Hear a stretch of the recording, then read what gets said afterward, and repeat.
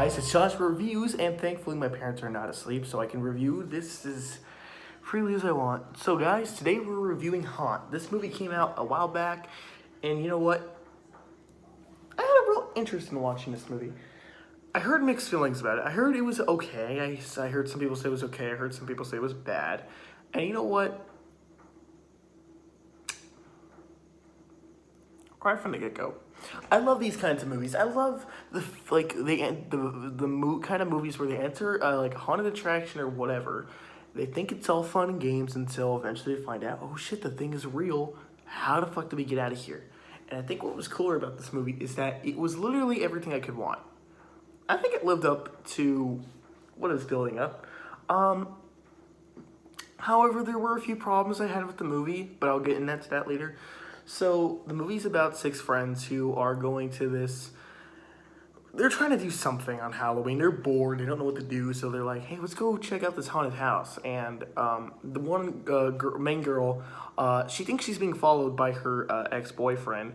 So, they park in an area where they can't be seen. And this weird sign appears out of nowhere. It, like, glows in the dark. And they're like, oh, let's go to that. It's a haunted house. So they decide, yeah, let's go to the haunted house. They go inside, there's a few people going in, they're like, okay, so this isn't like just some kind of sketch location. It looks legit kind of cool. So they go inside, and of course, people start dying, and they got to escape. Right off the bat, I was into it. I was like, yeah, this is great. I thought it did a decent enough job of building up the 2 main actors in the movie, the boyfriend and the girlfriend. I'm not talking about the ex-boyfriend. I'm talking about the boyfriend, the one the main girl falls in love with, because you know she kind of likes him. She just went through a breakup, so you know she's kind of like, I need some football cock. I'm sorry for saying that. But he's like a football guy. No, he's not a football. He's actually a baseball guy. So she wants to grab some of those baseball. Sorry. Okay. So anyways, I thought they did a good job establishing some of the characters, and there was this one character who had a certain fear of spiders, and I thought they did a pretty good job establishing her fear of spiders.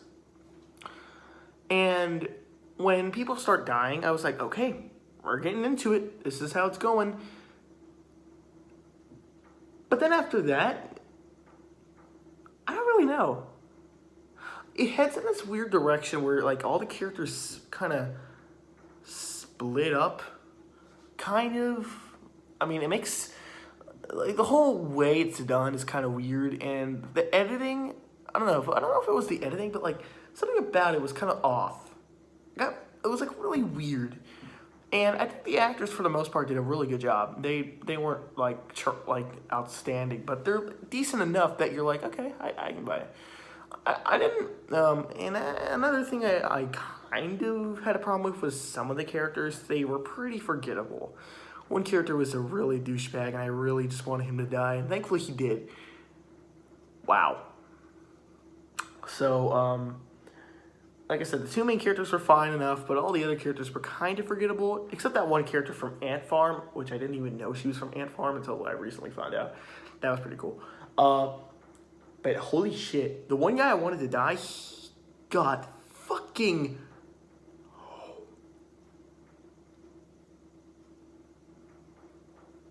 So the guy, spoiler alert, the guy gets the hammer and he like puts it and oh,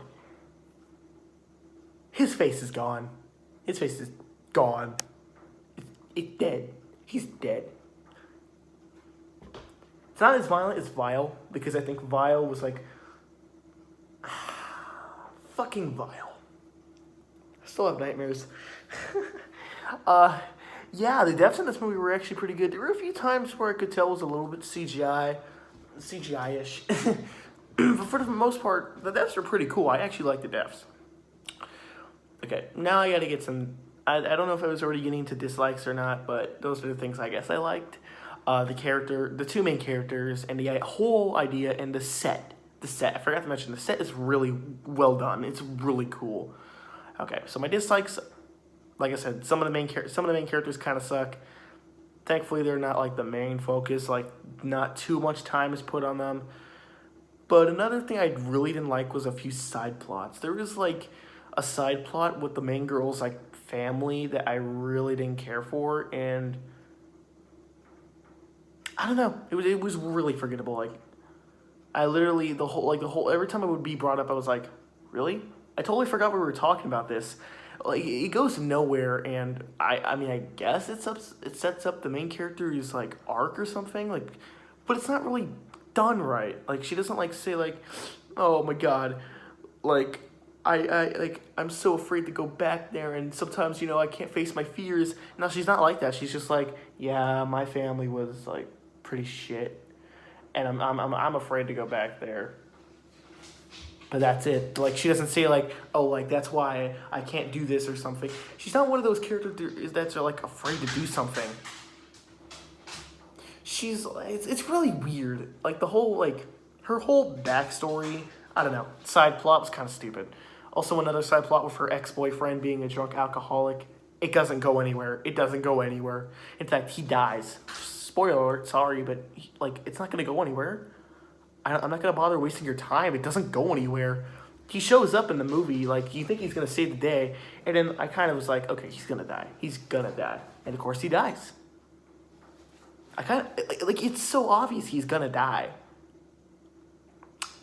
And the killers, I thought they were pretty cool. Like their whole like different style of mask was pretty cool. A few of them are pretty forgettable though, like the chainsaw guy. He's pretty forgettable, as well as the witch girl.